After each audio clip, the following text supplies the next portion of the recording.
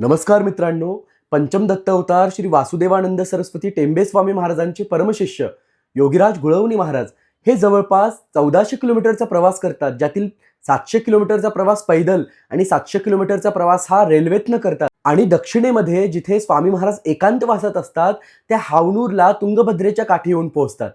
तिथे अनेक दिवस ते स्वामी महाराजांच्या एकांतवासात सेवक म्हणून राहतात, त्यांची सेवा करतात। आणि लवकरच त्यांच्या वडिलांचा, गुळवणे महाराजांच्या वडिलांचं वर्षश्राद्ध येतं, तेव्हा टेंबे स्वामी महाराज त्यांना परत घरी जाण्याची आज्ञा करतात। घरी जायचा दिवस येतो, महाराज खूप दुःखी असतात।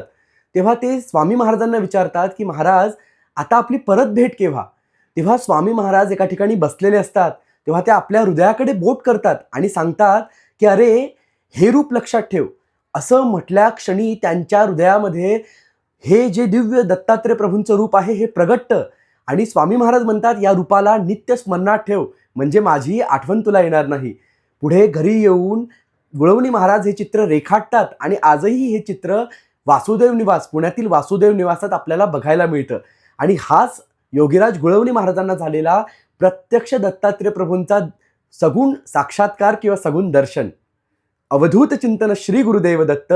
नमस्कार।